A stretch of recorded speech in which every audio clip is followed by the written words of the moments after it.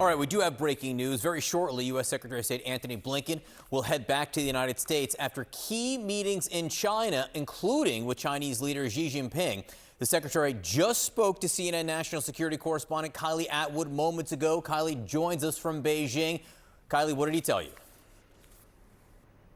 Well, listen, he said these conversations were certainly better than his conversations with Chinese officials that happened here in Beijing 10 months ago. And that's because he said they were forthright about their differences. But one major point of tension between the U.S. and China that will only grow in the coming months is concerns about China meddling in U.S. elections. Listen to our conversation on that topic. I want to ask you about a commitment that CNN has reported President Xi made to President Biden when they met in November. We've reported that he told President Biden that China would not interfere in the upcoming presidential elections in the United States. But since then, there have been reports of online Chinese accounts that have falsely mimicked Trump supporters. Do you believe that these accounts violate President Xi's commitment? What I can tell you is this. President Biden was very clear about that with President Xi, and I repeated that today in my meetings. You repeated what? That any interference by China in our election is something that we're looking very carefully at and is totally unacceptable to us.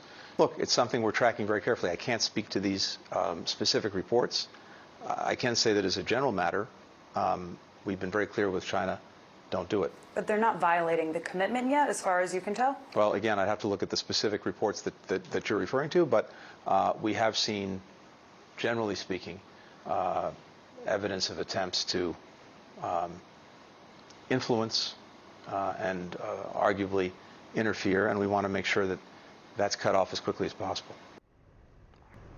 Now, it is noteworthy that he said that there is evidence of China attempting to influence and arguably interfere in U.S. elections just months after President Biden and President Xi had that conversation. It's clear that China is not heeding those warning calls from the United States. He also said that it's the concern that China is seeking to mirror what Russia is doing in terms of influence efforts in the United States, trying to sow division that are already apparent in the U.S.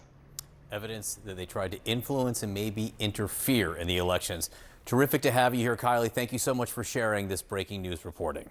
Well, for more, Mark Stewart joins us live from Beijing. Good to see you, Mark. So the Secretary of State certainly sent a strong message to Chinese officials about its support for Russia, the U.S. saying that it's enabling Russia to continue its brutal war in Ukraine. Right, Linda, this relationship is among the top issues for Secretary Blinken. It's something that we anticipated he would bring up, and he certainly did. You know, China contends, if we look at the war between Russia and Ukraine, China contends it's a neutral partner, but American officials feel otherwise. They believe that China is helping Russia and its defense industry, helping it to ramp up production of things such as armored vehicles and of tanks. These concerns were once again reiterated by Secretary Blinken when he met not only with Xi Jinping, but also with Foreign Minister Wang Yi, and said that there could be additional action taken. Already, there are sanctions levied against China. This comes at a time, Linda, when we have seen a relationship really blossom even further between China and Russia, especially as China tries to portray itself as an alternative, a different way of viewing the world than the United States and the West.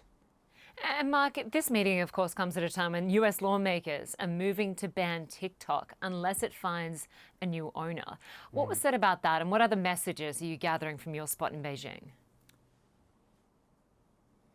Right. The TikTok message, despite all of the anticipation, was not brought up in conversations today. And it's something that China, for the moment, seems to be trying to avoid discussion of.